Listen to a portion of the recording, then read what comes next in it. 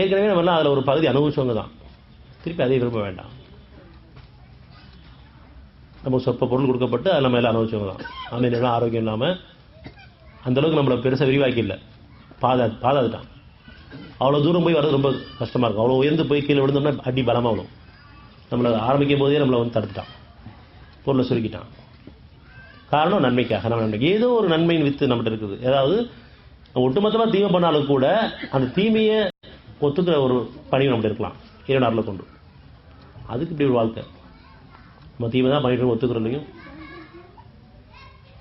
அந்த ஒத்துக்கிட்டதுக்கு கிடைத்த நன்மைக்கு ஒரு விளைச்சலை கொடுத்துருக்காங்க. இன்னும் வாழுங்காலமெல்லாம் தீமையிலே வேண்டாம் இன்னும் சிறப்பான வாழ்க்கை. இந்த உலகத்தையும் சொர்க்க வாழ்க்கை, சுகமாக இருக்கும், அமைதியான ஆரோக்கியமான வாழ்க்கை. அதனால் அந்த பக்கம் கண் நீட்ட வேண்டாம், அந்த பற்றி அவங்களுக்கு பேசவும் வேண்டாம். எவரேனும் இவ்வுலக வாழ்க்கையும் அறந்து விரும்பினால் நம்ம கொடுத்துறேங்கிறான். ஒட்டுமொத்தமாக தீர்ப்பளிக்கக்கூடாது. செல்வந்தர்களையும் உள்ளச்சம் இருக்காங்க, பயபக்தியாளர் இருக்காங்க, பணிவோட தான் தேவைக்கு மேலே மற்றவங்க செலவு பண்ணவும் இருக்காங்க.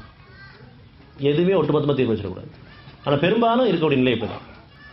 11-15 பாரு.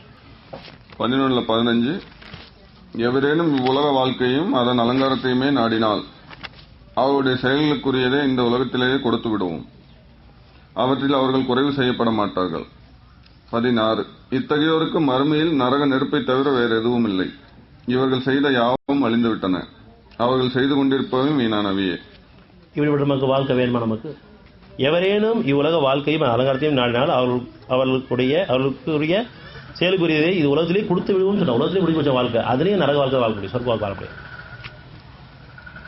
அந்த பொருளை வச்சு ஒரு சுகத்தை அனுபவிக்க முடியாது, அமைதி அடைஞ்சிட முடியாது.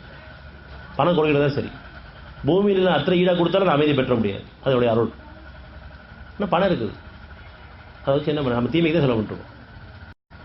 மருந்து மாதம் சாப்பிட்றதுக்கும் ஆப்ரேஷன் பண்ணுறதுக்கும் இன்னும் பெருமைக்காக நிறைய செலவு பால் சம்பாதிக்கிறதுக்கு தான் செலவாகும். அப்படிப்பட்ட பொருள் நமக்கு வேண்டாம். நமக்கு அருள் முக்கியம், அமைதி முக்கியம், நிம்மதி முக்கியம், ஆரோக்கியம் முக்கியம். அந்த பால் நம்ம தேர்ந்தெடுத்து வாழ வச்சுருக்கோம். அதுக்காக அப்படி விட்டுற மாட்டான், பொருளையும் கொடுப்பான். எப்போ அவனுக்கு நன்றியோடு இருப்போமோ அப்போ. பொருள் வரும்போது நம்ம அறியாமே கொஞ்சம் பெருமை வந்துடுது, அவனை மறந்துடுறோம், நேரம் இல்லைன்னு சொல்கிறோம். இப்போவே கொஞ்சம் கூடனாவே அப்போ இன்னும் பக்குவம் அடையல.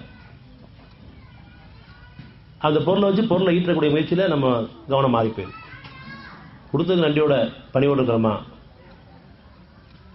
உள்ள சோறு இருக்கோமா, பெருமை வேணான்னு கேட்குறோமா, உன்னை மறந்துடக்கூடாதுன்னு கேட்குறோமா, உன் நிலையில் வாழ விரும்புகிறோமா, அவன்கிட்ட ஒப்படைச்சு செலவு பண்ணுறோமா, எதுவுமே நம்மகிட்ட இல்லை. பணம் வந்துட்டாவே நம்ம குணம் மாறி